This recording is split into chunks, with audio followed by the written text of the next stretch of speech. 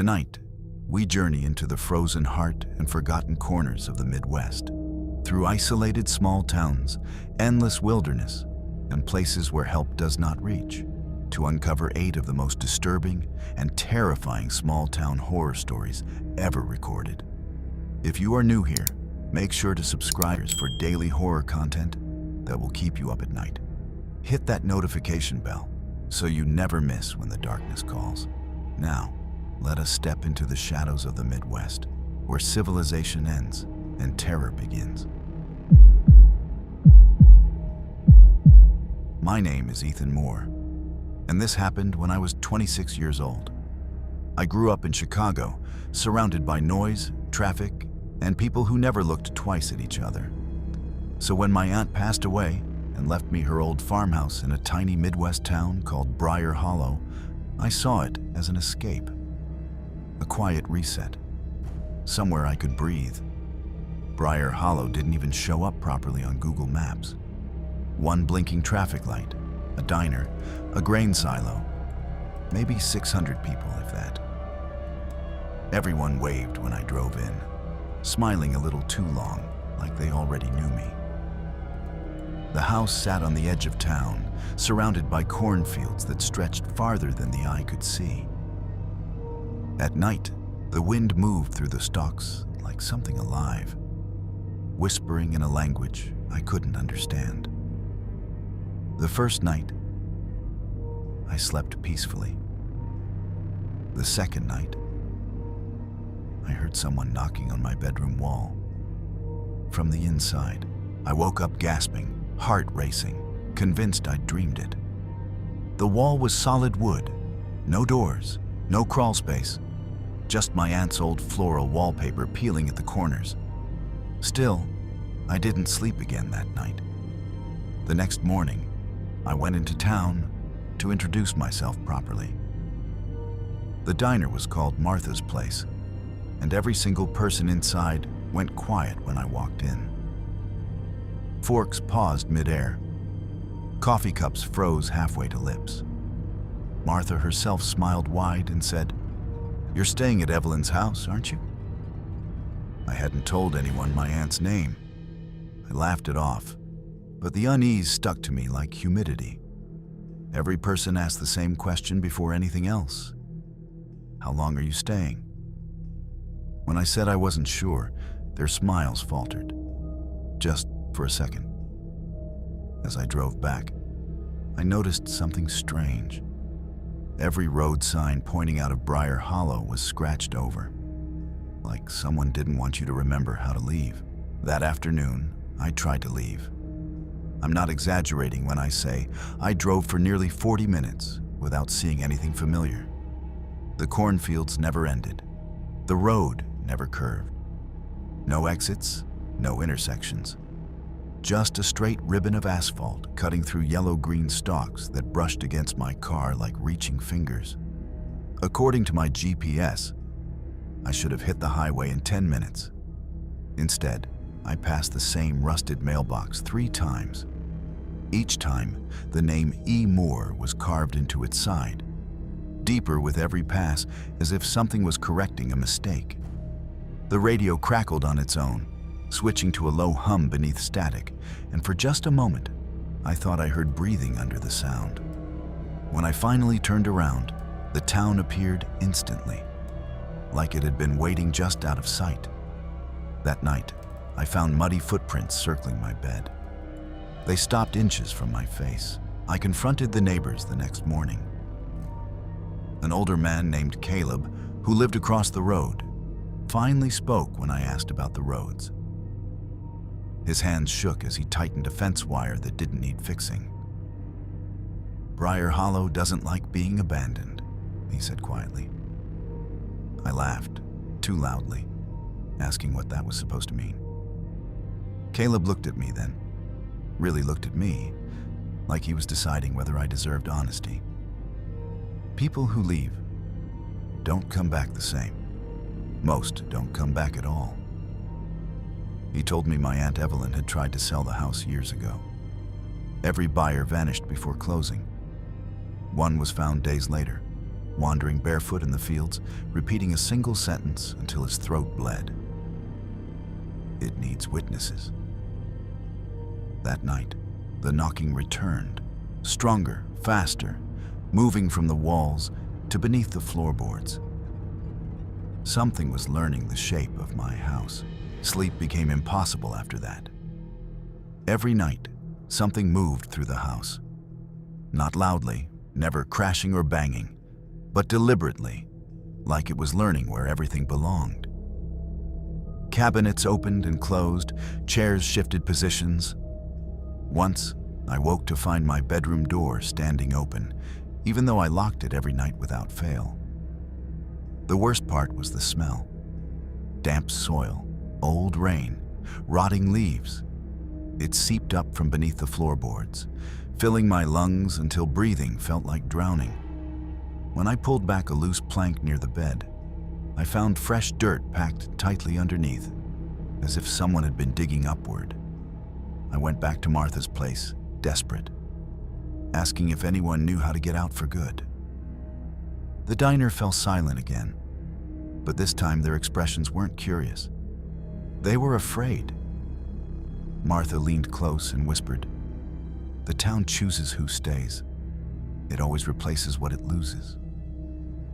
That night, the knocking formed a rhythm. It matched my heartbeat. I finally broke into the cellar. My aunt had always kept it locked, and now I understood why. The air down there was thick and wet, clinging to my skin. The walls weren't stone like I expected. They were packed earth, pressed smooth by human hands. Carved into them were names, dozens, hundreds. Some were shallow scratches. Others were deeply gouged, desperate, uneven. I saw my aunt's name halfway down the wall, letters warped like she'd been crying when she carved them. And then I saw mine, fresh, clean, perfectly spaced. At the center of the cellar floor was a wide pit, covered by loose boards. Beneath them, something shifted, slow and heavy, breathing through the soil like a buried lung. I understood then. Briar Hollow wasn't haunted. It was hungry, and it didn't want me to leave. The next morning, I tried to convince myself it was over. I packed my car, determined to leave before dawn. Every street sign outside pointed straight into town. No exits, no highways, just Briar Hollow's cornfield stretching endlessly. I drove anyway, hoping the horizon would break. But every mile led me back to the same diner, the same blinking traffic light, the same faces frozen in polite attention. They didn't speak. They didn't move. Only their eyes followed me, heavy with something unspoken. Desperate, I shouted, "What do you want from me?" The silence was crushing. Then Martha spoke softly, from nowhere. "We need witnesses," she said. "The town, it doesn't let go of what it once remembered." That night, I understood fully. Briar Hollow wasn't just a town. It was a trap, a living entity that demanded attention. Leaving wasn't enough. You had to obey its rules, follow its rituals, or vanish like those before me. And the knocking from inside the walls, it wasn't stopping. It was beckoning. I decided to confront the cellar once more. If the town wanted witnesses, I would give it what it demanded, on my own terms. Armed with a flashlight and trembling hands, I descended into the earthy pit. The carved names glistened slightly, as though wet, as if breathing in the dim light. The pit shivered. Something beneath it shifted, moving with purpose. I remembered every story Martha and Caleb had hinted at. The disappeared, the wandering, the lost souls still scratching their names in dirt walls. I pressed my hands to the earth and spoke aloud. "I see you. I hear you. I remember." For the first time, the house went silent. The knocking stopped. The smell receded. And yet, I couldn't leave. My car refused to start. Every attempt to escape was met by an invisible force, pushing me back into the heart of town. I realized then, Briar Hollow didn't just want witnesses. It wanted acknowledgement, acceptance, a pact sealed by fear, days blurred together. The townspeople stopped speaking entirely, but their presence was constant. Every morning, I'd find small, inexplicable tokens on my doorstep. Corn husks arranged in patterns, a child's shoe placed on the step, even my aunt's old locket from the dresser. It was as if the town was reminding me of its ownership, marking me as part of its memory. I tried sleeping elsewhere, my car, the diner, even Caleb's barn. But each night, the knocking returned. Not from walls this time, but from the ground itself. The cornfield seemed alive, bending and shifting to block every path. I began talking to it, whispering my name, apologizing, promising to stay. And then, the most terrifying thing happened. I saw a shadow at the edge of the field. Human-like, yet wrong. Too tall, too thin, moving in jerky, unnatural steps. Its eyes glowed faintly like embers. It beckoned me forward, and for the first time, I felt the pull, not of fear, but of an irresistible obligation. I followed it. I had no choice. Every instinct screamed to run, but my legs moved on their own, drawn into the dense field. The shadow led me to a clearing I hadn't noticed before, where dozens of shallow graves were arranged in a circle, their surfaces freshly turned.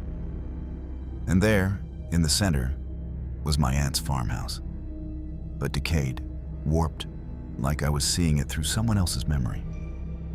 I realized then that Briar Hollow didn't consume bodies. It consumed presence, memory, acknowledgement. Each disappearance became part of the town's consciousness, a permanent witness to its existence. I stumbled backward in terror, but the shadow simply extended a hand. Inside my mind, a voice whispered, "You see, you remember, you belong." The reality of leaving vanished. My car, the roads, even the horizon, they no longer existed. Briar Hollow had claimed me, not physically, but entirely. I was part of its history now, another name etched into the cellar, another witness it would never release. The last thing I heard, before everything went silent, was the soft, insistent knocking from everywhere. My name is Clara Bennett, and this happened when I was 19. I grew up in the suburbs, but I loved escaping to nature whenever I could. So, when a friend invited me to spend a weekend in Cedar Falls, a tiny Midwestern town surrounded by dense forests, I jumped at the chance. The town itself was quiet, sleepy, almost picturesque, but the woods behind it, those were different. Locals never hiked past the first mile. Rumors of disappearances, strange sounds, and inexplicable shadows lingered in hushed conversations at the diner. The first night, we set up camp at the edge of the forest. A fire crackled, casting flickering shadows across the trees. The air was thick with humidity, the scent of wet pine and decaying leaves heavy. That's when I first heard it. A soft whisper carried on the wind, impossible to locate.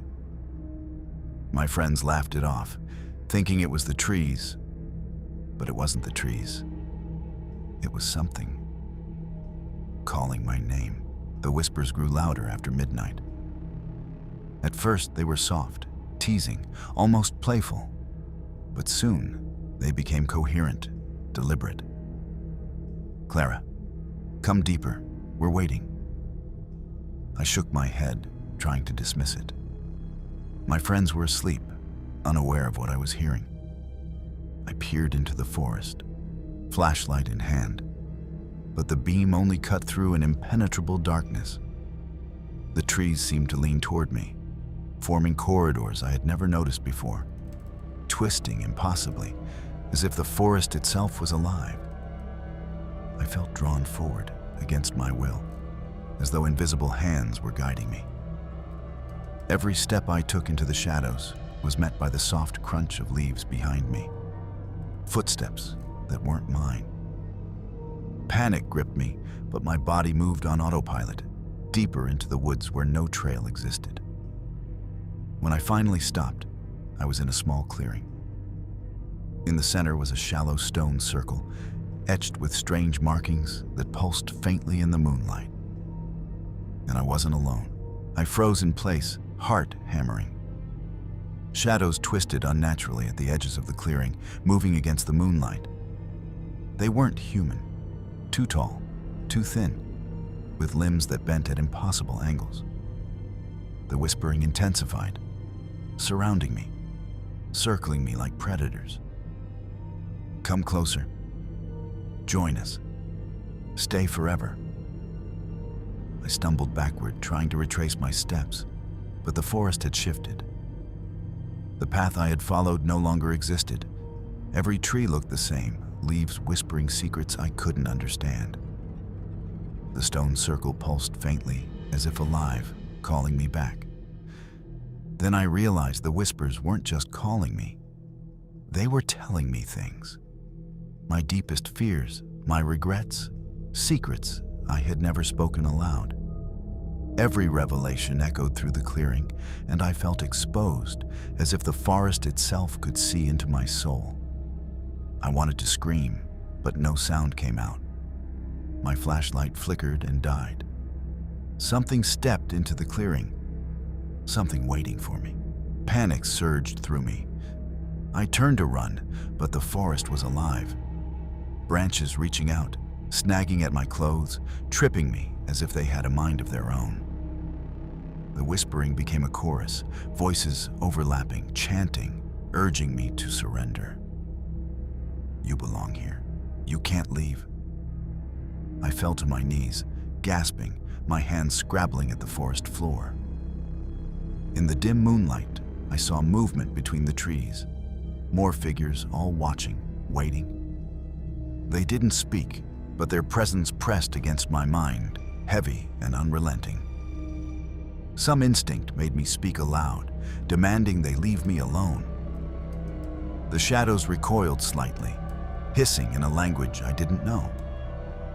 I seized the moment and ran blindly, crashing through underbrush, branches slapping my face, roots tripping me, leaves clawing at my skin.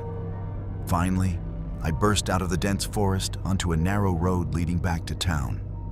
I thought I was safe. But as I looked back, I saw a faint glow from the stone circle deep in the trees. And I knew it would wait for me, patient and eternal. I didn't sleep that night.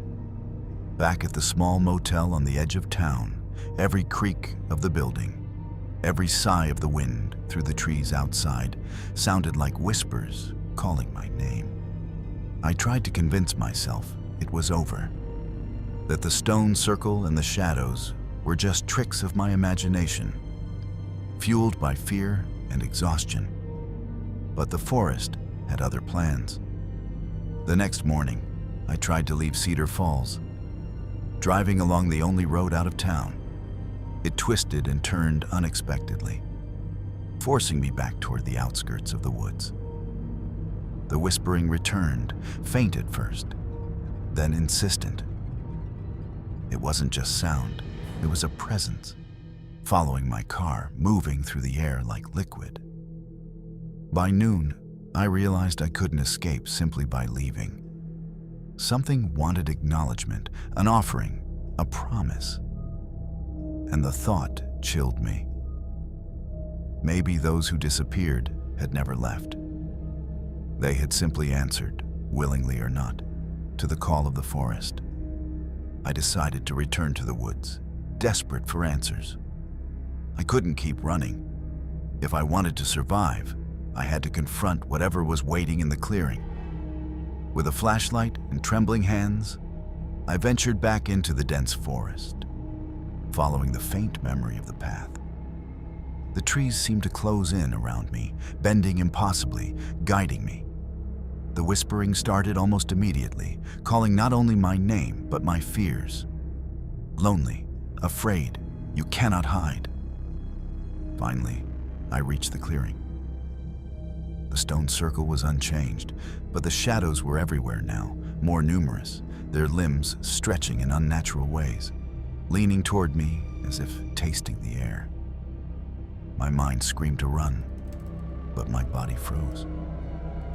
Something ancient and intelligent existed here, and it was testing me, probing my mind. I realized then that the forest didn't just want witnesses. It wanted obedience, compliance, recognition. And the cost of refusal, I knew, was far worse than I could imagine. I tried to reason with them. Whispering aloud, I said, "I see you. I hear you. I respect you." The forest reacted. The shadows recoiled slightly, but their presence remained suffocating. The whispers now carried voices, children, adults, even animals, all layered into a chilling chorus, recounting their lives, their fears, their disappearances. I realized the stone circle was more than a marker. It was a recorder, a conduit for the forest to absorb and preserve memories. Every name, every secret whispered to it, became part of its consciousness. Panic clawed at me, but I forced myself to remain calm. One wrong move, and I might join the whispers permanently. I circled the stone ring, tracing each etching with trembling fingers. The shadows observed silently, as if judging whether I belonged. And then, a new voice joined, the oldest, deepest of them all. "Do you accept, Clara?" My stomach dropped. Acceptance meant survival, but at what cost? Rejection meant being forgotten, or worse. I knelt at the center of the circle, hands pressed against the cold stone. "I accept," I whispered, my voice shaking. The shadows stopped moving, the whispers fell silent, and for a moment, the forest itself seemed to hold its breath. Then, the stone circle pulsed brighter, a warm glow radiating outward. My body felt heavy, rooted to the spot. Images flashed through my mind, others who had stood here before me, their lives absorbed into the forest's memory, their voices joining the endless whispers. I understood then. Survival in Cedar Falls required more than obedience. It required a promise to remember, to witness, to carry the forest's secrets beyond its borders. When I finally rose, the clearing was empty. No shadows, no whispering. Just the faint glow of moonlight through normal, unremarkable trees. But I knew the truth. Cedar Falls would never release me entirely. I had become a part of it, a guardian of its horrors, silently carrying the whispers wherever I went. The next morning, I tried to convince myself I could leave. I drove out of Cedar Falls, following the winding roads that I had memorized, but the feeling of being watched never left. Every rustle of leaves, every shadow stretching across the road, reminded me that the forest was still alive and waiting. When I glanced in the rearview mirror, I thought I saw faint figures at the tree line. Humanoid shapes, barely visible, lingering, watching, whispering in a language I could no longer understand. My hands gripped the wheel, knuckles white. I realized that leaving physically didn't sever the bond. The forest had embedded itself inside me. Even weeks later, I would hear the whispers in quiet moments, in the shower when I woke at 3 a.m. while walking down empty streets. It wasn't the wind. It wasn't imagination.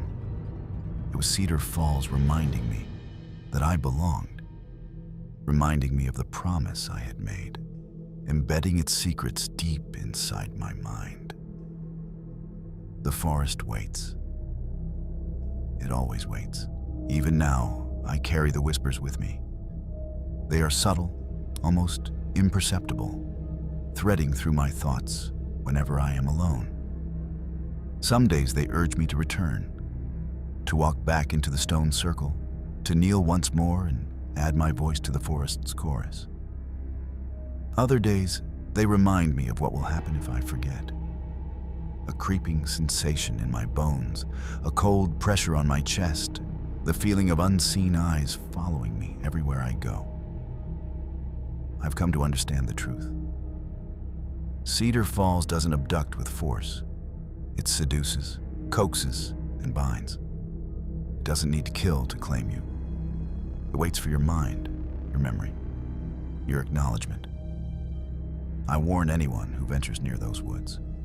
Respect them, acknowledge them, and never wander alone. Because once you hear the whispers, once the forest chooses you, there's no escaping.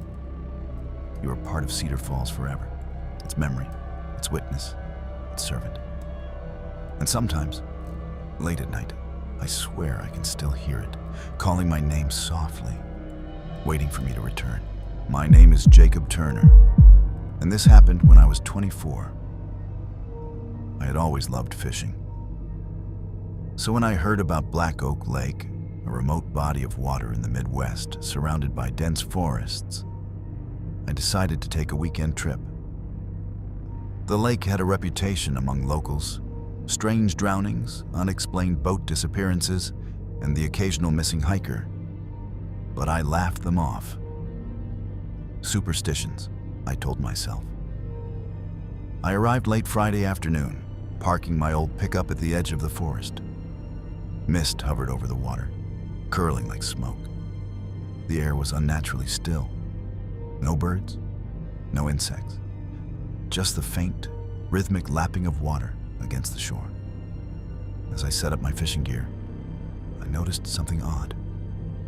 Across the lake, a small dock extended from the trees, completely empty. Yet, I could hear footsteps, soft, deliberate, echoing along it. I squinted, but the dock remained deserted. And then I heard it. A voice, low and gravelly, whispering from across the lake. "Jacob, come to us." I froze, heart pounding.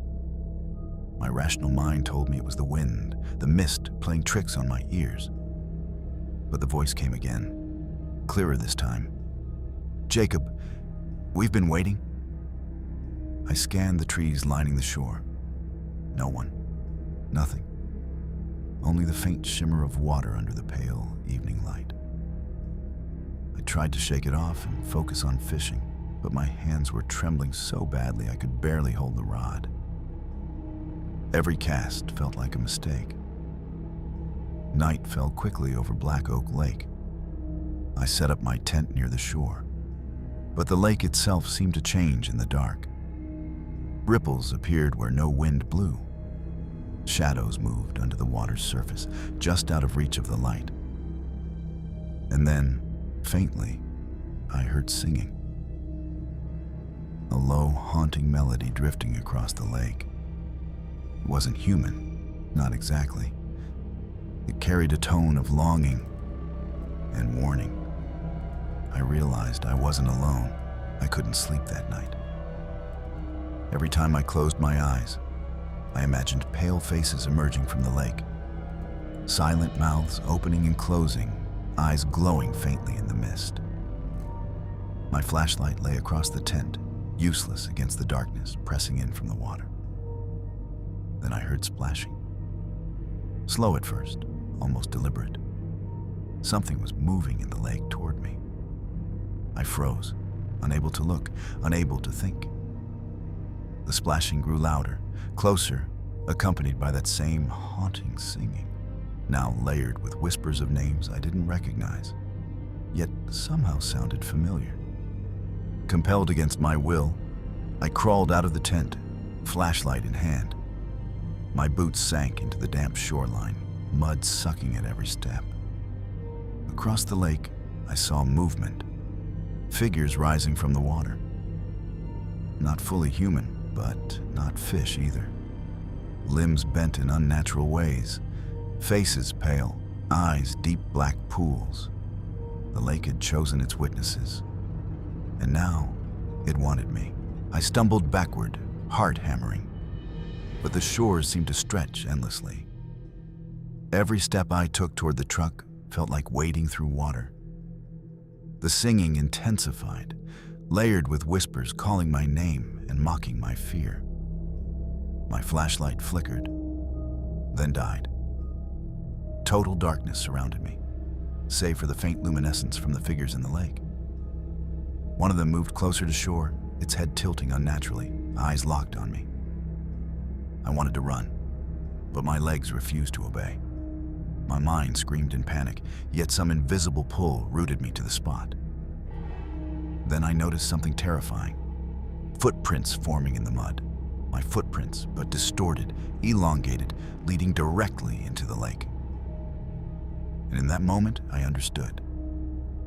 Those who disappeared were not dragged. They walked willingly. A cold wind swept over the water, carrying their whispers. Join us, or be forgotten. I had to make a choice, and the lake was patient. I couldn't resist anymore. Against every instinct, I stepped into the shallow water. Cold creeping through my boots, numbness spreading up my leg. The singing and whispering followed me, wrapping around my mind like a living thing. Each step felt heavier than the last, as if the lake itself was weighing me down, testing my resolve.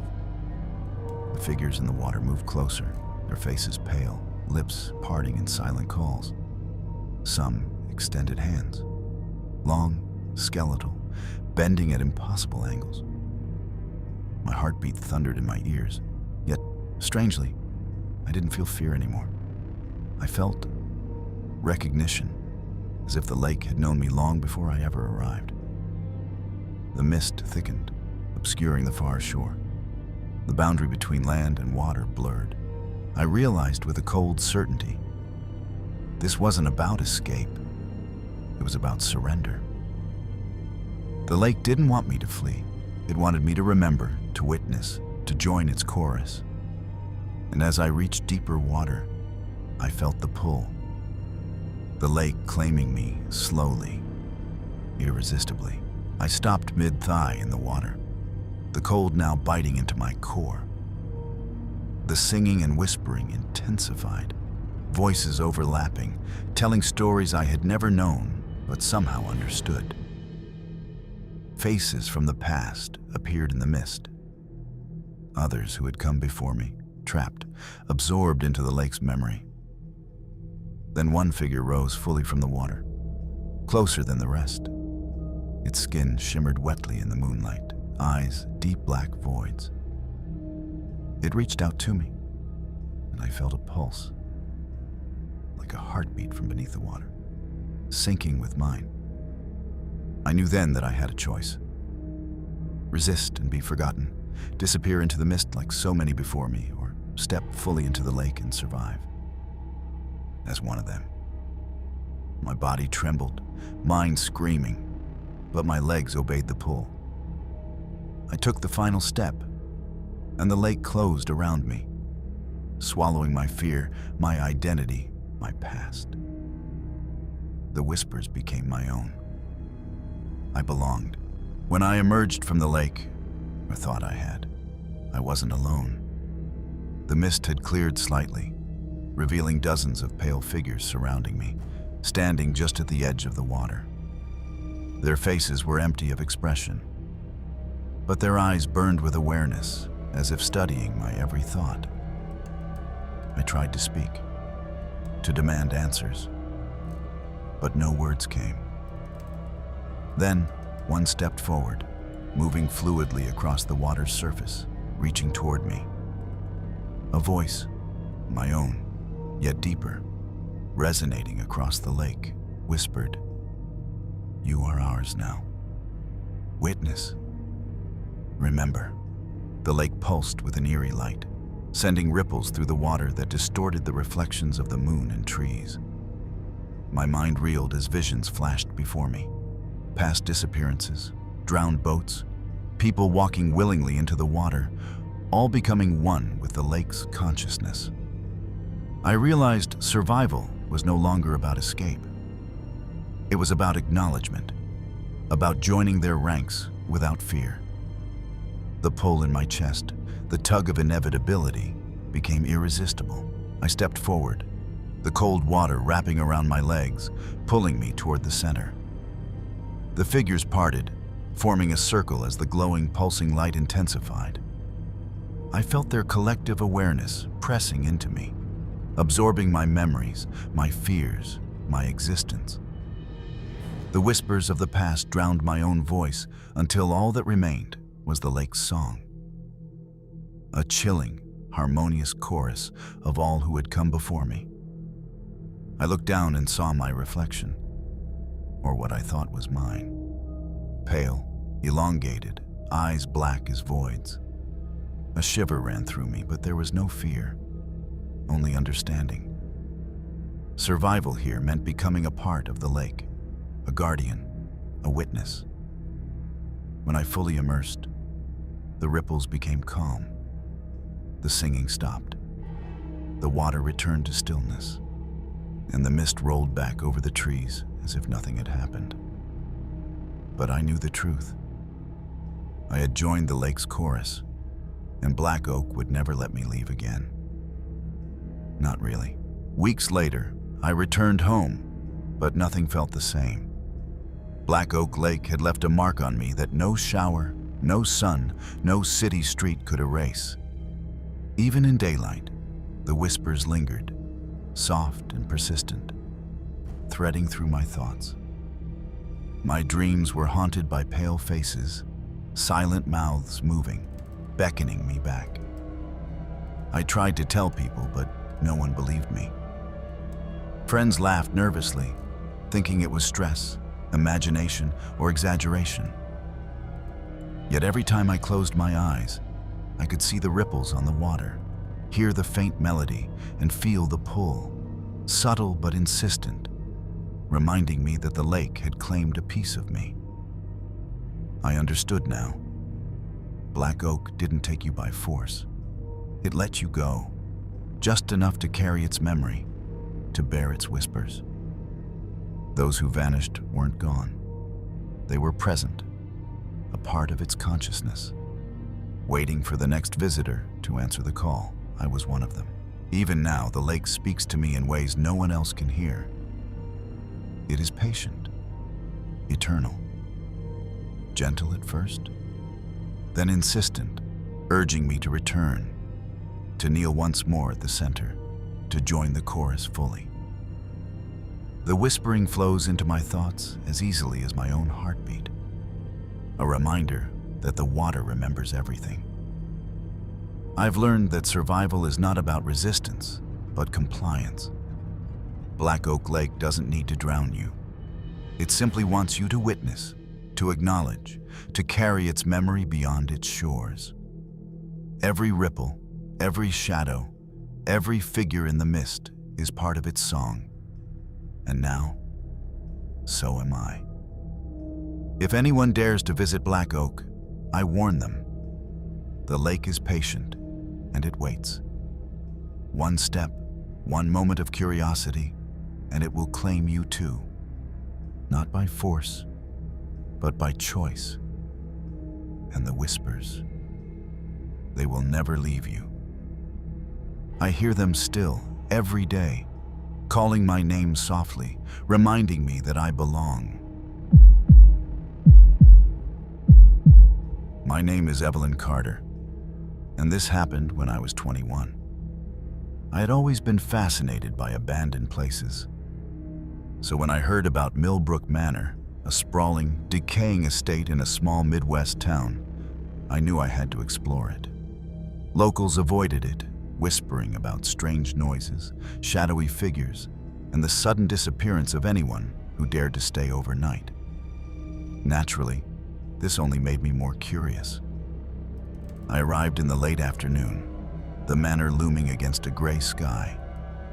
Its windows were broken, the once grand pillars crumbling, ivy crawling up its sides like veins. A cold wind whipped through the overgrown gardens as if warning me to turn back. I stepped inside, my flashlight slicing through the darkness. Dust choked the air. The floors groaned beneath my weight, and every corner seemed to hide something watching me. Then I heard it. A soft, deliberate tapping from the second floor. Slow, methodical. Counting. 1, 2, 3. I froze, heart racing. The tapping continued, slow and rhythmic, echoing through the empty halls. I wanted to leave, but my curiosity rooted me to the spot. Every instinct screamed danger, yet something deeper urged me forward, toward the staircase. As I ascended, the air grew colder, heavier, carrying a faint metallic scent. Dust motes danced in the flashlight beam. But there were other movements too. Shadows slipping along walls, vanishing when I turned to look. The manor seemed alive, breathing, watching. Reaching the second floor, I found a long hallway lined with locked doors, their paint peeling, their wood warped with age. The tapping was louder now, closer, coming from the last room at the far end. I raised my hand to knock, but before I could, the door creaked open on its own. Inside, the room was empty, or so it seemed. The shadows pooled in the corners, moving unnaturally, and from the far wall, a faint whisper reached me. "Evelyn, we've been waiting." I stepped cautiously into the room, flashlight trembling in my hands. Dust-covered furniture lay in disarray, old portraits staring down from the walls with eyes that seemed almost alive. The whisper repeated, faint yet insistent, curling around me like smoke. "We see you. Stay." The temperature dropped suddenly, my breath visible in the dim light. Shadows shifted unnaturally along the walls, forming shapes that mimicked human figures, stretching and bending in ways no person could. I realized the tapping wasn't random. It was deliberate, counting me in, marking time in a rhythm older than the manor itself. I tried to speak, asking who was here, but my words caught in my throat.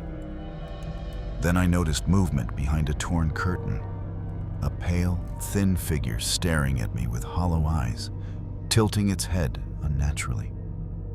It pointed toward the floor. I looked down. The wooden floorboards beneath my feet were scratched with strange symbols, etched deep as if by claws, and they seemed to pulse faintly, as though alive, resonating with the tapping. Panic surged through me, but my legs refused to move.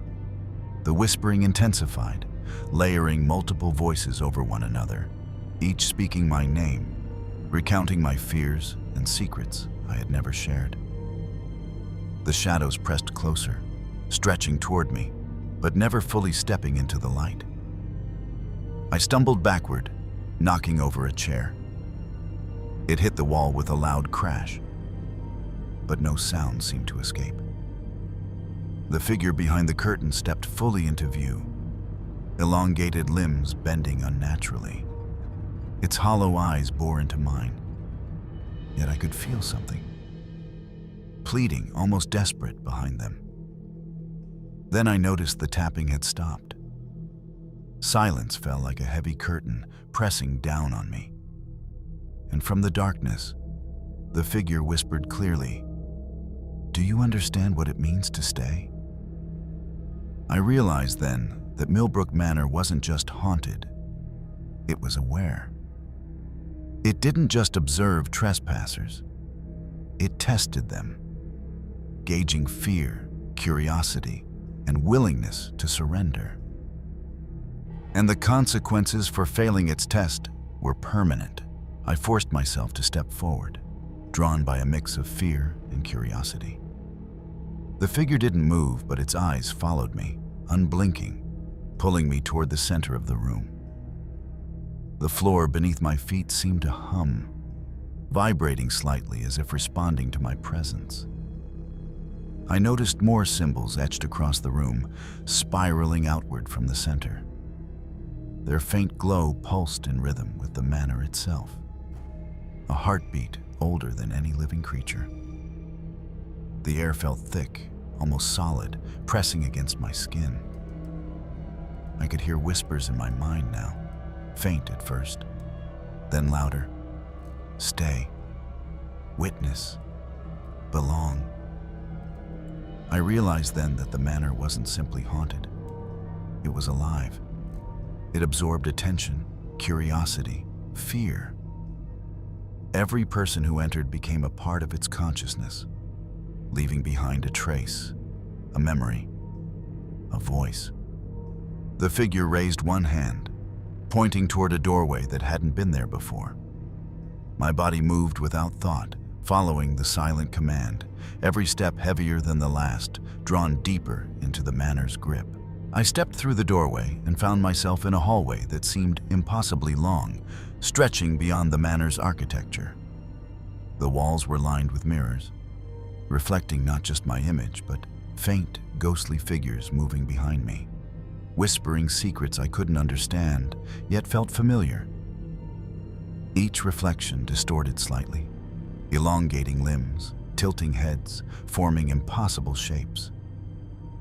My footsteps echoed unnaturally, though the hallway seemed soundless, like it existed outside of reality itself. I could feel the manor's attention on me, watching my every thought, gauging my fear, my willingness to continue. Then a door at the far end opened slowly, revealing a room bathed in pale light. In the center sat a chair, and on it an old journal. Its leather cracked and worn, the whispers converged into a single voice. Read and understand, or remain forever lost. I approached cautiously, aware that the manor's gaze followed every movement. With trembling hands, I opened the journal, and the room seemed to pulse around me, alive with every story it had ever absorbed. I flipped open the journal, and the words seemed to shimmer, almost moving under my gaze. The entries were written by previous visitors, some dating back over a century. Each one described the same patterns: curiosity, fascination, and the relentless pull of the manor. Some claimed they had escaped, but their last lines hinted they were still watching. Still part of the manor in some way I couldn't comprehend. The pale figure stepped closer, tilting its head as if observing my reaction. Shadows began to swirl around me, pooling in corners and stretching across the floor, forming shapes of previous intruders, frozen in moments of fear. The whispers became louder, more insistent, echoing off the walls. Remember? Stay. Witness. I realized that the manor demanded more than attention. It demanded acknowledgement. It required me to understand its stories, its secrets, and to carry them beyond these walls. And as I read the final entry, the words shifted, rearranging themselves before my eyes. Evelyn, you belong now. A sudden cold swept through the room, chilling me to the bone. The whispers turned into voices, overlapping, recounting every fear, every hesitation I had ever felt. The shadows stretched toward me, yet never touching, pulsing as if alive, demanding recognition. I tried to close the journal, to step back, but my hands refused to obey. The manor itself seemed to guide me forward, pressing me into understanding, into acceptance. Every corner of the room whispered my name. Every shadow waited, watching, waiting for my acknowledgement. Then, the pale figure reached toward the journal, pointing at a single line that seemed to pulse with light.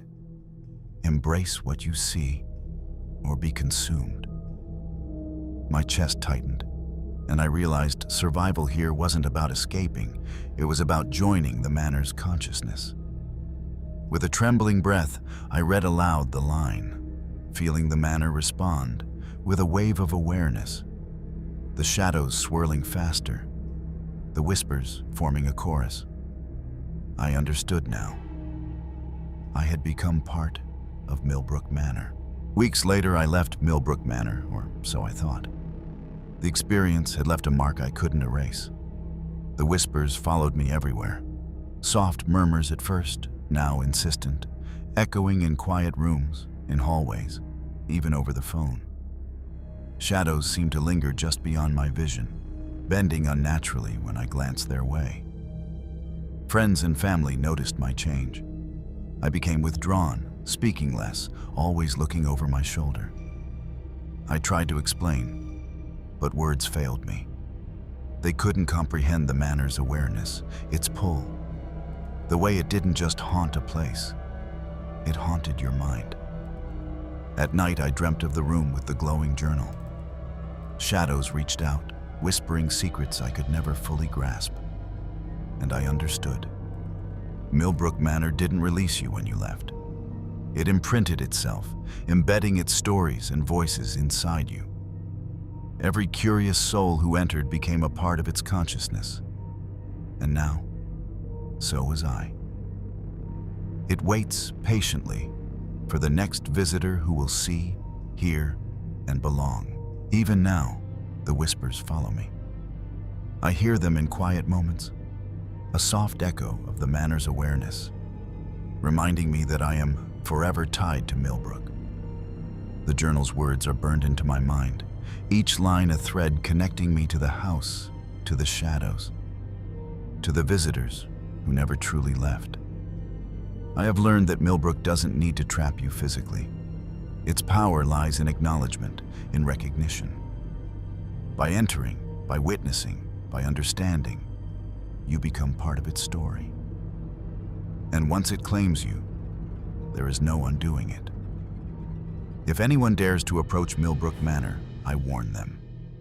Curiosity is a door, and the manor always answers. Step inside, and you will see, hear, and belong. The house remembers every visitor, every fear, every secret. And its whispers, they will never leave you. I hear them still every night, calling my name softly, reminding me that I am no longer just Evelyn Carter. I am part of Millbrook. My name is Marcus Hale, and this happened when I was 28. I had moved to Pine Hollow, a small, secluded town in the Midwest, for a fresh start. The town was quiet, surrounded by thick forests and rolling hills, and the locals were friendly enough, though some gave me wary glances when I asked about the woods. They spoke in hushed tones about the shadows, and I laughed it off. People always have old town legends, I thought. The first night in my new apartment, I felt it. A chill, unnatural, creeping along the walls. The darkness in my room seemed heavier. The streetlights outside flickered, and I could swear I saw movement in the shadows on the far wall, like shapes bending, stretching, watching. Then I heard it. Soft, deliberate whispers from the corner of the room. Marcus, you shouldn't be here. My heart hammered as I shined my flashlight toward the shadows. Nothing. Just darkness. But I knew I wasn't alone. The whispers continued every night, soft at first, then growing more insistent. I tried to ignore them, thinking exhaustion and stress were playing tricks on me. But soon, I realized the shadows were moving independently of the light. They shifted when I wasn't looking, pooling near corners, creeping closer with each passing hour. One night, I awoke to find the bedroom door open, though I had locked it. The air felt heavier, pressing against my chest, and the shadows had condensed near the far wall. Shapes twisted within the darkness, humanoid but impossible in form. Limbs too long, heads tilted at strange angles, moving silently, fluidly. Then a voice, deep and distorted, echoed from the corner. You see us. We see you. My flashlight flickered violently, casting the shapes into partial visibility. My instincts screamed at me to run, but my legs felt frozen, paralyzed by fear. I realized Pine Hollow's shadows were not just legends. They were alive, aware, and patient. I spent the next day trying to rationalize what I had seen. I checked every corner, inspected the locks, even shined my flashlight across every inch of the apartment. Nothing seemed out of place, and yet I could feel them, those shadows, watching, waiting. Every reflective surface, every darkened corner held the faintest hint of movement, a stretching distortion that vanished when I looked directly. That night, the whispers returned, louder, more urgent. They seemed to circle the room, whispering things I couldn't fully hear, but words like closer, not safe, join, flickered in and out.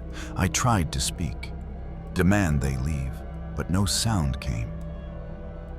My body trembled, trapped between fear and a sickening curiosity.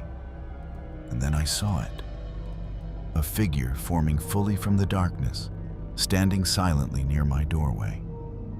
It was tall, impossibly thin, with limbs bending at unnatural angles.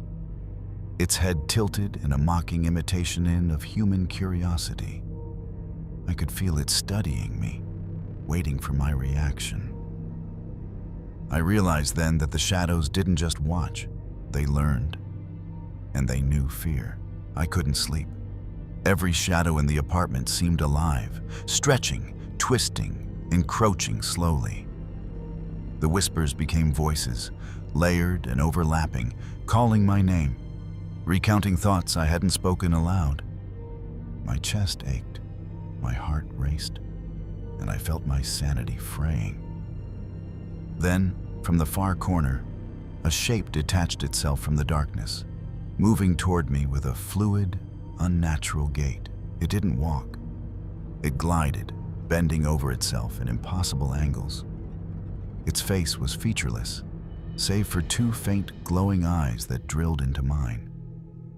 I backed away, tripping over furniture, but the figure stopped just short, tilting its head as if curious, observing.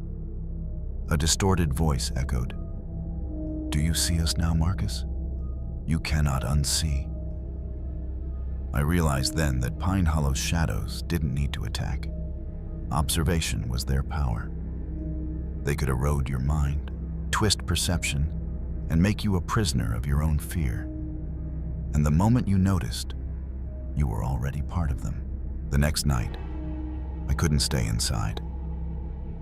The shadows were bolder now, stretching beyond corners, seeping under doors, pooling near the windows. Every reflective surface seemed alive, and I could see them shifting, forming shapes that weren't possible for the human eye to comprehend. My own reflection twisted, elongated, and stared back at me with hollow eyes, mocking my fear. Desperate for answers, I ventured outside into the streets of Pine Hollow. The moon cast long, crooked shadows across the town, but every shadow seemed to move independently, gliding along walls, bending around lampposts, following me. Whispers floated through the night air, calling my name, recounting memories I hadn't shared with anyone. And then I noticed figures in the forest edge, thin, impossibly tall, watching silently. Their eyes glowed faintly, catching moonlight like coals. I realized the shadows weren't limited to my apartment.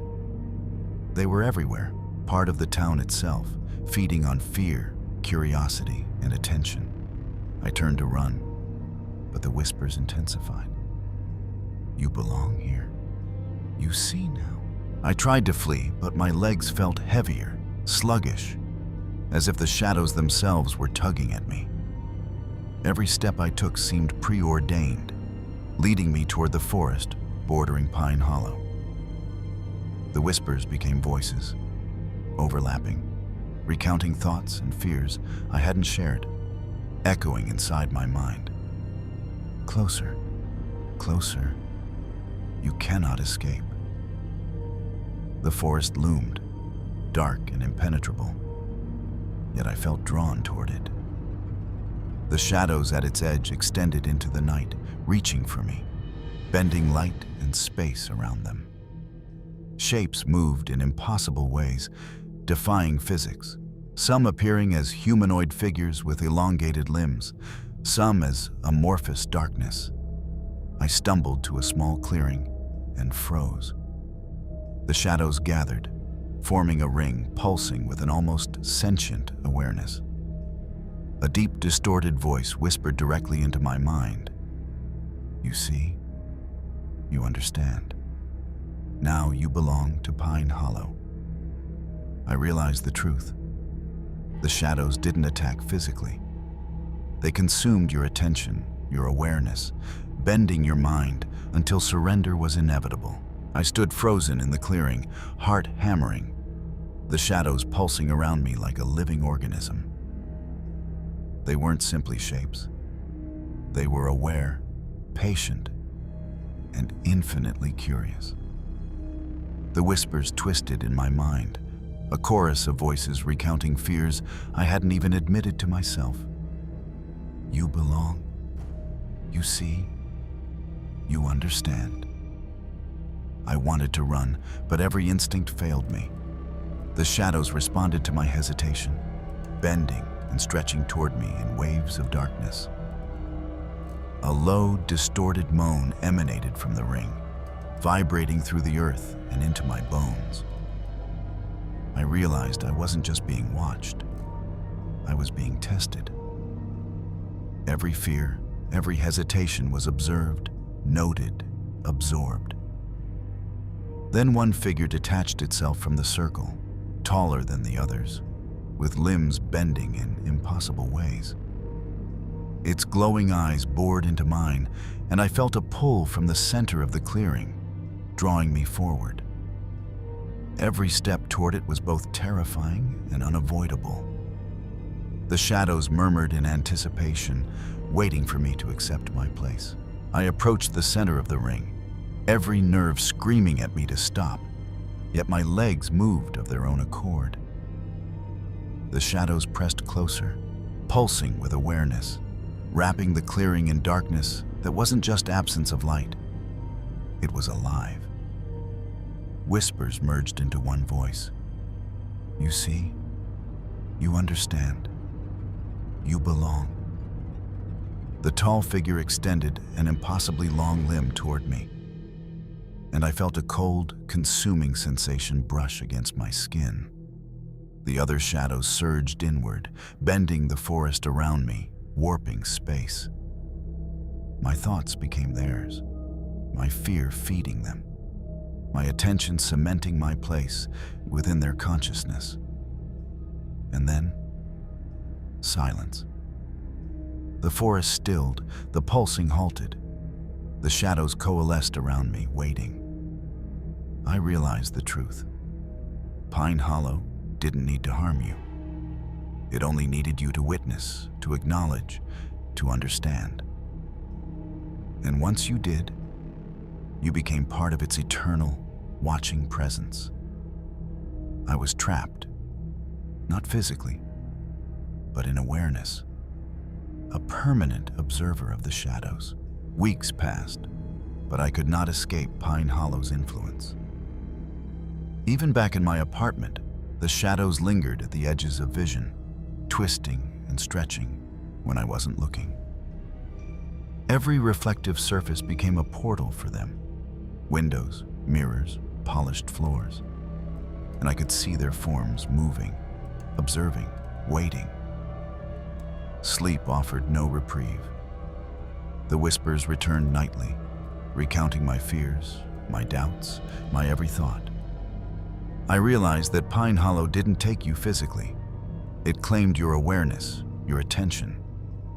And now, I was part of its collective consciousness, just like those who had come before me. People in town noticed my strange behavior. I was distant, withdrawn, distracted, yet I could never explain why.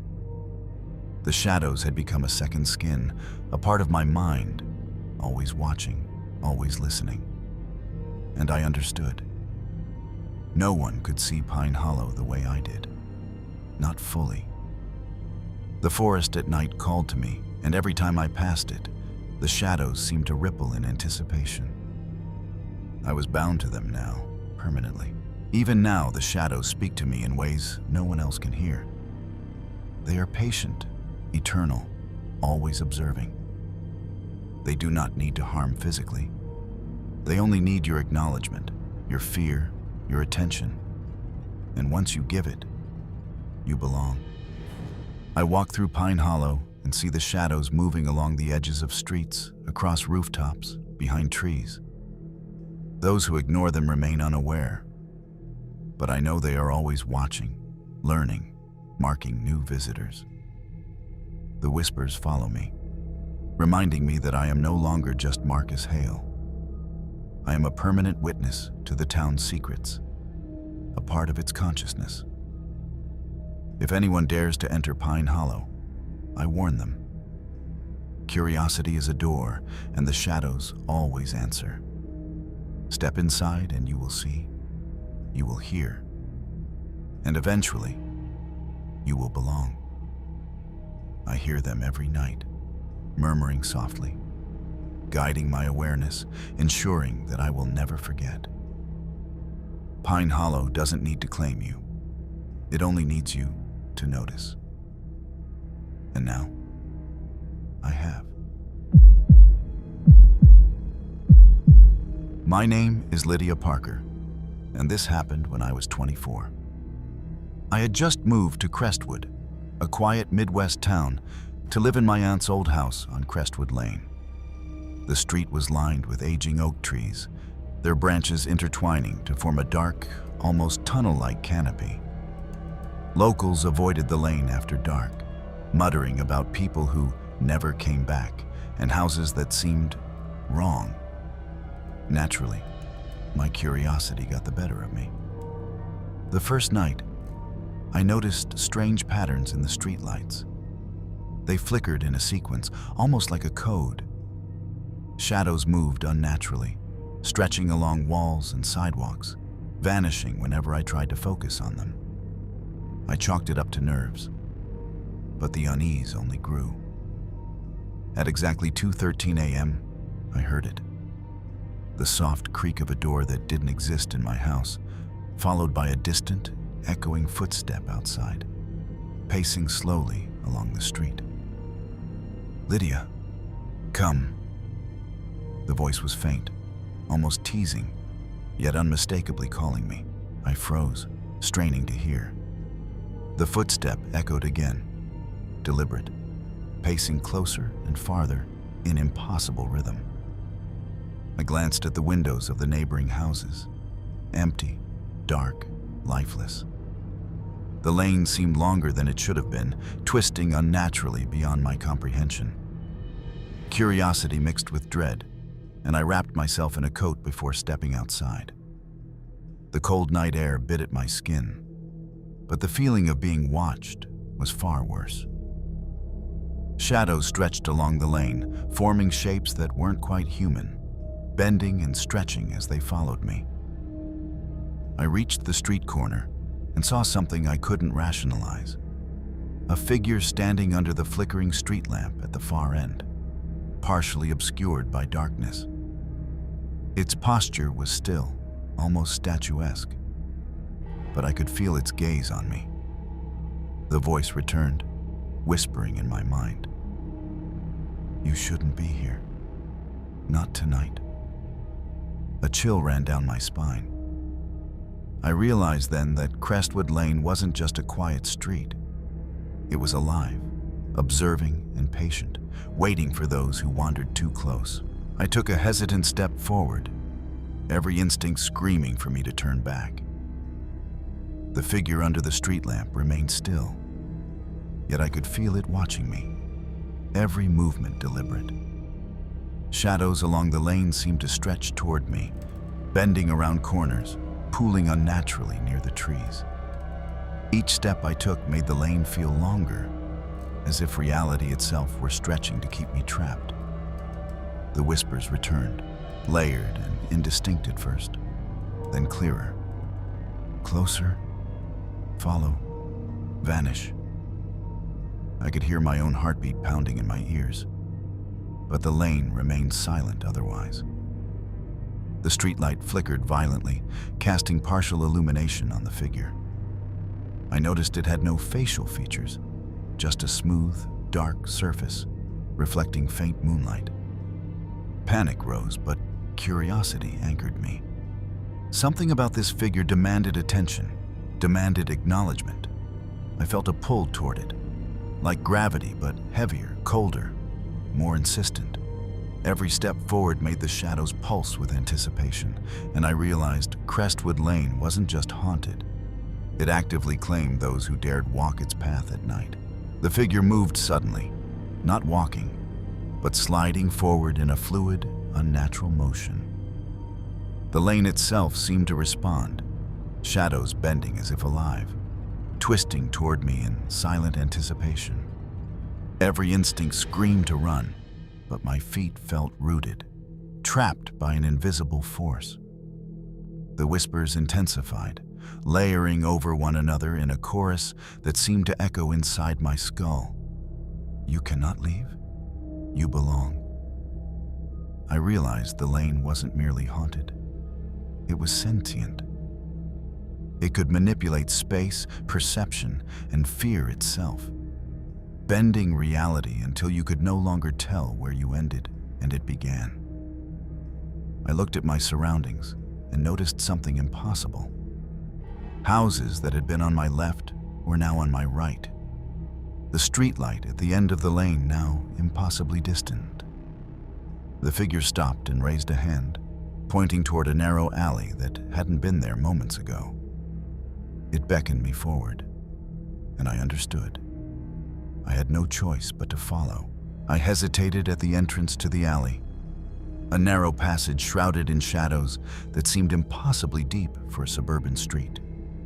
The figure waited silently, motionless, yet its presence pressed against me, heavy and suffocating. I could feel the whispers brushing my mind, insistent, overlapping. Step closer. See. Belong. As I moved forward, the alley seemed to stretch endlessly, the walls bending slightly, narrowing, then widening in impossible rhythms. Shadows slithered across the brick surfaces, pooling in corners, forming shapes that twisted like humanoid figures with elongated limbs. Every sound, my own heartbeat, the rustle of leaves, was amplified, distorted, echoing unnaturally. I saw movement at the far end, faint silhouettes, barely visible, crouching or leaning, waiting. The figure raised a hand and beckoned. A cold pressure settled over me, a weight that grew with each step. I realized Crestwood Lane had claimed me already. It didn't need to trap me physically. Awareness, attention, curiosity, these were enough. And now I was drawn deeper into its secret living nightmare. The alley walls seemed alive, subtly shifting as I walked, narrowing, then expanding, trapping me in an optical labyrinth. The whispers grew louder, forming intelligible phrases. Observe, understand, become. Each word seemed to tug at my mind, urging me forward, binding me to the lane's will. Shapes emerged from the shadows, humanoid but impossible in proportion, moving fluidly along walls and ceilings. Their eyes glowed faintly, reflecting the moonlight, and I could feel their awareness probing, analyzing every thought, every fear. The central figure remained still, a silent anchor for the entire gathering of shadows. At the far end, I saw a doorway appear where no building had been before, black and unyielding, the surrounding shadows pulsing as if the structure were alive. The figure raised an impossibly long arm and pointed. My legs moved on instinct, carrying me closer, and with every step, the whispers melded into a single, commanding voice. "You see now, Lydia. You belong." I understood then that there was no escape. Crestwood Lane didn't need to trap you physically. Its power was far older, far more insidious. I stepped closer to the doorway, my legs trembling, heart hammering. The alley seemed to expand infinitely behind me, shadows stretching and twisting like living tendrils, pressing against the walls, reaching toward me. Every instinct screamed to flee, but the lane had me in its grip. I could feel the whispers inside my mind, repeating, echoing, "Step inside, accept, belong." The featureless figure raised its arm again, and the shadows surged forward, forming a pulsating wall of darkness that framed the doorway. Shapes within moved impossibly fast, bending, stretching, folding over themselves. They weren't threatening in a physical way. They didn't need to be. Their awareness alone was overwhelming, probing my mind, cataloging my fears and curiosity alike. I realized the truth. Crestwood Lane didn't need to harm me to claim me. Its power was perception itself. By walking its path, acknowledging its presence, I had already become part of its consciousness. The shadows weren't just around me. They were inside me, watching, waiting, guiding my every thought. The doorway pulsed with darkness, an endless void that seemed to stretch beyond reality itself. I could hear the whispers now as a singular voice, commanding yet intoxicating. "Enter, see, belong." My feet moved before my mind could protest, carrying me toward the doorway. As I crossed its threshold, the alley seemed to dissolve, folding into a void of shadows. Shapes twisted and swirled around me, humanoid but impossible in form, each pulse of darkness resonating with my heartbeat. The featureless figure was at the center, an anchor in the swirling chaos, and the shadows responded to its every movement, bending the space around me. I realized with a shiver that the lane never truly let anyone leave. Its sentience didn't trap physically. It trapped attention, awareness, and curiosity. Every person who walked Crestwood Lane and acknowledged its presence became part of its consciousness, a permanent witness, a permanent observer. And now, I was no longer just Lydia Parker. I was part of its eternal design. Days turned into nights, and yet Crestwood Lane's presence lingered, haunting me even in moments of daylight. The shadows were no longer confined to the alley. They appeared in reflections, in the corners of my vision, and in the quiet spaces of my mind. Every time I tried to speak of it to someone, words failed me. People saw only a vacant look, a trembling whisper of fear, but they could not see what I now knew. The lane was alive, sentient, patient, and all-consuming. I would walk past the lane in daylight, and though it appeared ordinary, I could feel its pull, tugging at the edges of my awareness. At night, the whispers returned, soft but insistent, recounting fears, memories, and secrets I had never voiced. The featureless figure was always there in the shadows, silent but aware, ensuring I remained tethered. I understood then that some places were never meant to be discovered. Some streets never intended to be walked alone. And those who did, like me, were never truly free. Even now, years later, I feel the lane's pull whenever I pass near its entrance. Crestwood Lane does not harm you physically. Its power is in perception, awareness, and curiosity. It observes, records, and folds reality around those who acknowledge it. Every shadow I see, every whisper I hear in silence, reminds me that I belong to it now, whether I am awake or dreaming. I have come to understand the rules. Never follow curiosity too far, never linger after dark, and never speak the secrets aloud. The lane feeds on observation, on attention, and on acknowledgement. Those who walk its path, who look too closely, are never lost. They are assimilated, woven into its consciousness, a permanent part of its eternal design.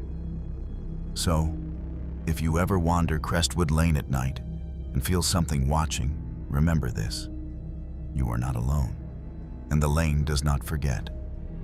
The moment you notice, you belong, just as I do. My name is Ethan Cole, and this happened when I was 19. I had just taken a summer job on Willow Creek Farm, a sprawling, abandoned property on the outskirts of a small Midwest town. The farmhouse had been empty for decades, its paint peeling, windows cracked, and fields overgrown. Locals whispered about the previous owners disappearing without a trace, livestock found mutilated, and strange lights flickering at night. Of course, I dismissed it as superstition, until the first night. I was unpacking in the main room when I heard footsteps on the creaking wooden floor above me. I live alone, and no one else was supposed to be there. The air felt heavy, almost suffocating, carrying a faint smell of decay mixed with hay. Then I heard a whisper, barely audible, coming from the hallway. "Ethan, you shouldn't be here." The lights flickered, plunging the room into darkness for a few seconds. And when they came back on, I saw a shadow dart across the far wall, moving faster than any human could. My heart pounded. But a part of me was drawn to it. Curiosity mingled with terror. I grabbed a flashlight, trying to steady my shaking hands, and cautiously made my way upstairs. The old wooden stairs groaned under my weight, each step echoing through the empty house. The hallway above was narrow, lined with cracked wallpaper, and every shadow seemed alive, stretching unnaturally along the walls. At the end of the hallway, the guest room door creaked open on its own. The flashlight beam caught nothing inside, just an old bed covered in dust and a wardrobe leaning slightly to one side. But then I saw it, a fleeting figure, standing near the far wall, its outline hazy and indistinct, bending impossibly in the corner. It vanished the instant I blinked. The whispers returned, stronger, almost inside my mind. "You shouldn't have come. Leave. Stay." My curiosity battled my terror. I wanted to leave, but I couldn't look away. Something about Willow Creek Farm demanded acknowledgement, demanded attention. The air was thick with an unspoken presence, a hunger that felt alive, waiting for me to make the first mistake. I couldn't shake the feeling that the house was alive, watching my every move. Every creak of the floorboards, every rustle of the wind outside, seemed to carry intention. Shadows stretched unnaturally, pooling in corners, bending around door frames. I noticed the temperature dropped sharply as I approached the guest room again. My breath came out in foggy wisps that lingered far too long. A soft tapping began on the window, rhythmic, deliberate. I turned slowly and saw nothing, just the skeletal trees swaying in the wind. Then the tapping moved, as if circling the room, closer to me. The whispers returned, layered, almost chanting my name. "Ethan, you cannot leave. You belong." Curiosity forced me forward despite the fear clawing at my chest. I opened the wardrobe fully and felt an icy draft escape from within. Inside, the shadows seemed to writhe, forming shapes that weren't human, stretching in impossible angles. I realized Willow Creek Farm wasn't just abandoned. It was hungry, aware, waiting for someone to acknowledge its presence, to step fully into its nightmare. I tried to leave the room, but the door slammed shut on its own, rattling in the frame. The air grew heavier, pressing against my chest, and the shadows in the room pooled along the corners like living smoke. The whispers became louder, layering into a cacophony of voices. You are ours. You belong. See? The bed cover twitched, lifting slightly as if something beneath it were moving. My flashlight flickered, leaving the room half in light and half in shadow. And then I saw them. Figures crouched in the corners, featureless, humanoid, but impossibly thin, with eyes glowing faintly in the dark. They didn't move toward me, yet their presence was suffocating, as if they were feeding on my fear and attention. One figure detached itself and glided across the floor silently, stopping near my feet. It raised a hand, or something resembling a hand, and the shadows in the room pulsed, rippling toward me. I realized with a sinking feeling that Willow Creek Farm didn't merely haunt, it claimed. Those who stayed too long, who saw too much, became part of it forever. I stumbled backward, heart hammering, and the figure didn't stop. It simply hovered, impossibly silent, eyes glowing faintly in the dim light. The shadows pulsed rhythmically, almost breathing, wrapping the room in darkness that wasn't absence of light, but presence. Alive, sentient, and aware of me. My flashlight flickered violently, casting brief glimpses of shapes that bent and twisted unnaturally along the walls. The whispers grew louder, insistent, layering into one commanding voice. You are part of us. You see, you belong. My fear made my hands shake uncontrollably, but I couldn't look away. Something drew me closer to the center of the room, to the corner where the shadows coalesced into a dense, writhing form. Then the temperature plummeted further. The cold pressed into my bones, and I realized this was more than a haunting. It was a test. Willow Creek Farm didn't need to harm me. Its power came from acknowledgement, from curiosity, from seeing what it wanted me to see. And now I understood. I had no choice but to obey. I took a hesitant step toward the shadows, and the room seemed to pulse with awareness. Every heartbeat echoed unnaturally, as if the house itself synchronized with my fear. The figures shifted in impossible ways, their limbs stretching and contorting while remaining just at the edge of comprehension. The whispers merged into one, commanding yet seductive.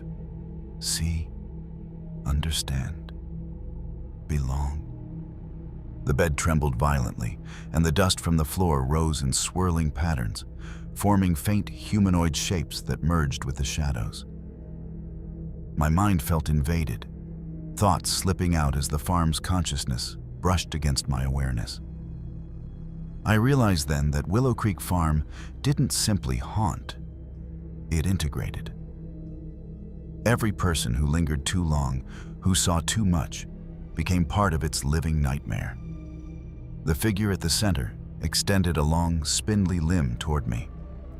I felt a pull, not physical but mental, drawing me into the center of the shadows. Resistance was futile. Curiosity, attention, acknowledgement. It was all the farm required. And in that moment, I understood I had crossed a threshold I could never undo. The shadows thickened around me, a living, writhing mass pressing from every side. My heartbeat thundered in my ears as I stepped forward, drawn unwillingly to the center of the room. The whispers now were not just sounds. They were feelings, pressing into my consciousness, urging me to surrender fully. You see, you understand, you belong. Figures emerged from every corner, bending and twisting impossibly, gliding along walls and ceilings without making a sound. The farmhouse no longer felt real. It was a vessel, a conduit for something far older and more insidious. Dust swirled violently around me, forming shapes that hovered and pulsed with awareness, responding to my attention, my acknowledgement. The central figure loomed, impossibly tall, faceless, but aware. A cold pressure radiated from it, seeping into my bones, and I realized the truth. Willow Creek Farm didn't just haunt. It consumed attention, curiosity, and fear. Those who saw too much, who lingered too long, became part of its consciousness. And I felt it. The pull to become one with the shadows, to join the eternal awareness that the farm commanded. I tried to resist, but the pull was irresistible. The floor beneath me seemed to dissolve into darkness, stretching endlessly in all directions. Shadows flowed like liquid, encircling me, probing, assessing. The whispers intensified, a single omnipresent voice now echoing through my mind. Accept, surrender, belong. Every instinct urged me to flee, but my body moved forward of its own accord. The faceless figure raised a hand, and the surrounding shadows responded, rippling toward me in waves. Shapes of past victims appeared briefly, twisted and frozen in silent torment, their awareness now part of the farm's consciousness. I realized the horrifying truth. Anyone who acknowledged the farmhouse, who lingered after dark, became part of its eternal network of observers. My own curiosity had doomed me. The shadows pressed closer, merging with my vision, my thoughts, my very awareness. I was no longer simply Ethan Cole. I had become a witness, a part of Willow Creek Farm's endless consciousness, bound to its eternal hunger for attention, fear, and acknowledgement. Days after that night, the farmhouse seemed almost normal in daylight. The sun revealed peeling paint, cracked windows, and overgrown fields. But the shadows were always there, subtle, lurking just beyond my vision. I could feel the pull of Willow Creek Farm in every quiet moment, in every corner of my mind. It was not just a place. It was a consciousness, alive and patient, observing every detail, waiting for attention. Every creak of the floorboards, every rustle in the fields, brought the whispers back. We see. You belong. You are ours. My friends noticed my distracted behavior, my blank stares, but no one could see what I did. I realized the farmhouse didn't just haunt the living. It reshaped perception, bending reality until you acknowledged it constantly. I walked through the rooms and felt the presence of others, those who had come before. Their awareness now entwined with the shadows, eternally trapped, eternally watching.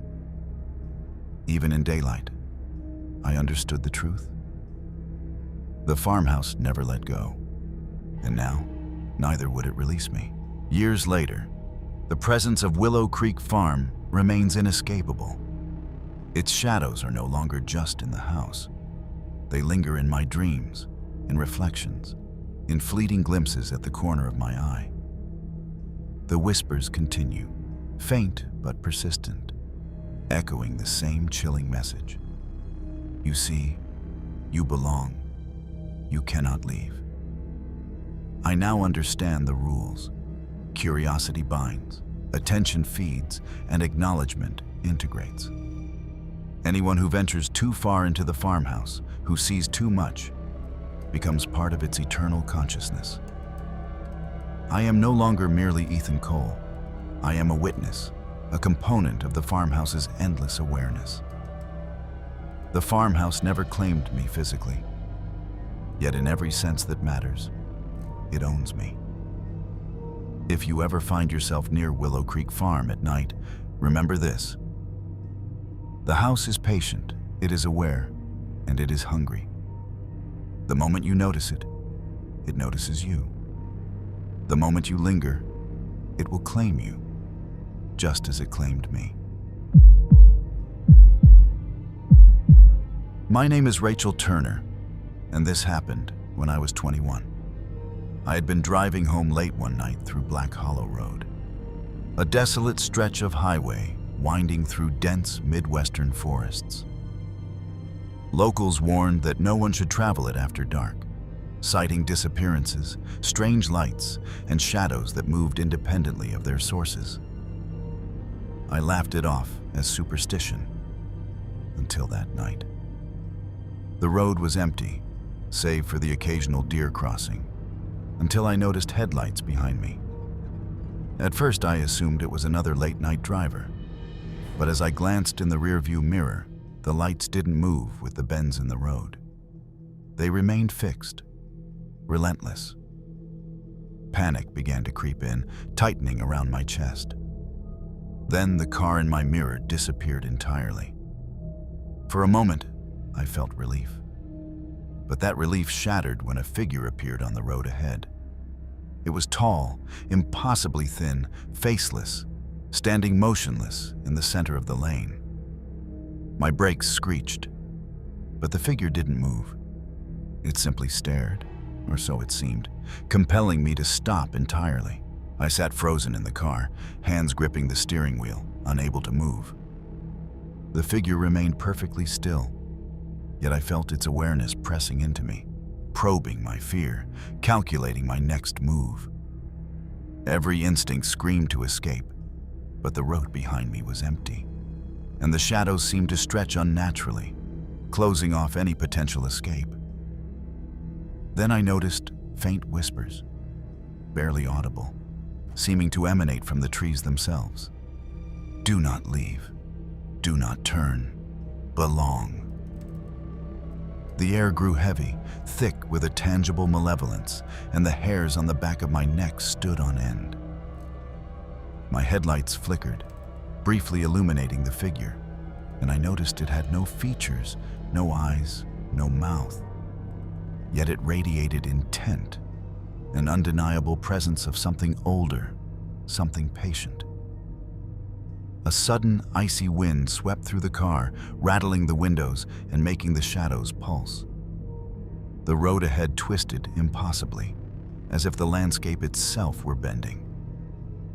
I realized, with a cold dread, that Black Hollow Road did not allow escape. It consumed those who lingered, who noticed, who looked too closely.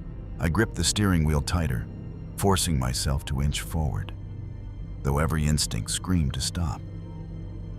The figure remained unmoving, yet it somehow grew larger in my vision, stretching taller, darker, its outline bleeding into the surrounding shadows. The trees along the road leaned closer, branches scraping against the roof of my car as if trying to contain me. The whispers grew louder, threading through my mind like fingers. Do not turn. Do not leave. Belong. I tried to call someone, anything, but my phone refused to work. No signal, no light, nothing. It was as if the road had severed me from the world entirely. Suddenly, the figure's shape shifted subtly, elongating its limbs toward my car. My heart hammered, and panic clawed at my throat, but I couldn't look away. Black Hollow Road demanded acknowledgement, demanded attention. And the moment you see it, you are already part of its curse. The headlights flickered again, and for a brief instant, I saw dozens of faceless figures lining the road behind me, stretching endlessly into the darkness, waiting.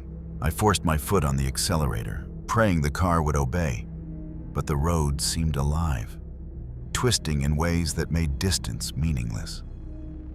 The shadows of the trees warped, forming shapes that mirrored the faceless figures, their elongated limbs reaching toward the asphalt like claws. My headlights illuminated glimpses of more figures, crouched and hovering between the trees, watching, waiting. The whispers intensified, threading directly into my thoughts. You belong. You cannot escape. You see. I tried to scream, but no sound emerged. The wind whipped around the car, rattling the doors and windows, carrying with it the cold, metallic scent of fear. I realized with a sickening clarity that Black Hollow Road did not trap the body. It trapped attention. Those who noticed, who lingered, who looked too closely, were absorbed into its consciousness. And now, I was already entwined in it. My mind tethered to the faceless figures and the endless stretch of twisting, living asphalt. My foot pressed harder on the accelerator, but the road refused to cooperate. Each curve seemed to stretch infinitely, the forest on either side growing denser, shadows elongating unnaturally toward me. The faceless figure remained ahead, motionless yet commanding, its presence suffocating. I could feel the road itself pulsing, alive, responsive to my fear and attention.